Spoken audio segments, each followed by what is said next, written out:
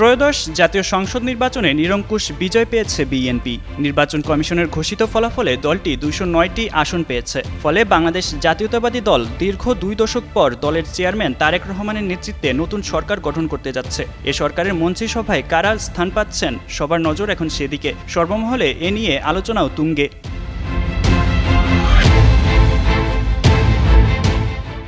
আসন্ন বিএনপি সরকারের মন্ত্রিসভা গঠন নিয়ে গণমাধ্যম ও বিভিন্ন সামাজিক মাধ্যমে নানা ধরনের তালিকাও প্রকাশিত হচ্ছে। তবে রোববার বিএনপির নির্ভরযোগ্য একাধিক সূত্রে জানা গেছে, এসব তালিকার অধিকাংশই ধারণা নির্ভর। বিসওয়াক্স আর ভিটামিন ই সমৃদ্ধ স্কোয়ারের ময়শ্চারাইজিং মেরি লিপ কেয়ার, এবার হাসুন প্রাণ খুলে। কারণ প্রকৃতপক্ষে শেষ পর্যন্ত কারা মন্ত্রিসভায় ঠাঁই পাচ্ছেন সে বিষয়টি শুধু জানেন দলের চেয়ারম্যান তারেক রহমান। সূত্রগুলো বলছে, বিষয়টি নিয়ে বিএনপির চেয়ারম্যান দলের স্থায়ী কমিটির অধিকাংশ নেতার সঙ্গে কোনো ধরনের আলাপ করেননি। 2-1 জন সিনিয়র নেতার সঙ্গে পরামর্শ করলেও তারা এ ব্যাপারে এককভাবে দলের চেয়ারম্যানকে সিদ্ধান্ত নেওয়ার অনুরোধ জানিয়েছেন। ফলে মন্ত্রিসভার তালিকা তারেক রহমান অত্যন্ত গোপনীয়তার সঙ্গে চূড়ান্ত করছেন।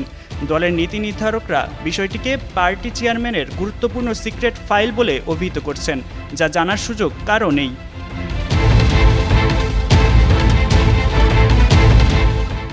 সূত্র জানায়, বিএনপির নির্বাচিত এমপিদের মধ্যে অধিকাংশই মন্ত্রী হওয়ার জন্য আগ্রহী। অনেকে নিজেকে মন্ত্রী হওয়ার জন্য যোগ্য মনে করছেন। কেউ কেউ মন্ত্রী হওয়ার জন্য শুরু করেছেন দৌড়ঝাঁপ, কেউ আবার নানা মাধ্যমে লবিং তদবিরে ব্যস্ত।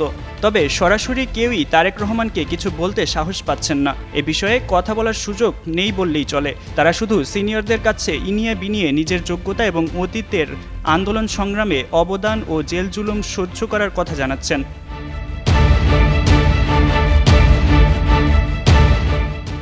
নির্বাচনে বিজয়ীদের গেজেট প্রকাশের পর গত কয়েকদিনে মন্ত্রী প্রতিমন্ত্রীদের সম্ভাব্য নাম দিয়ে নানা তালিকা প্রকাশিত হচ্ছে।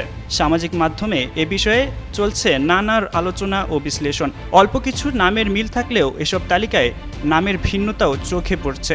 আবার টেকনোক্রেট কোটায় অনেকের নাম যুক্ত করতে দেখা গেছে। তবে বাস্তবতা হচ্ছে, কে মন্ত্রী হচ্ছেন এ বিষয়ে কারো কাছে নিশ্চিতভাবে তথ্য থাকার কোনো সুযোগ নেই। ধারণাভিত্তিক তালিকা তৈরি করে তা বিভিন্ন মাধ্যমে প্রকাশ করা হচ্ছে।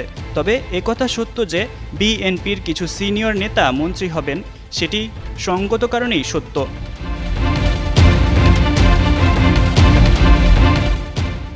জানতে চাইলে বিএনপির স্থায়ী কমিটির সদস্য ও সিরাজগঞ্জ 2 আসনের নবনির্বাচিত সংসদ সদস্য ইকবাল হাসান মাহমুদ টুকু যুগান্তরকে বলেন, মন্ত্রিসভায় কারা আসছেন এ বিষয়টি আমার জানা নেই। আমাকে এখনও ফোন দেওয়া হয়নি, ফোন দিলে জানাতে পারবো।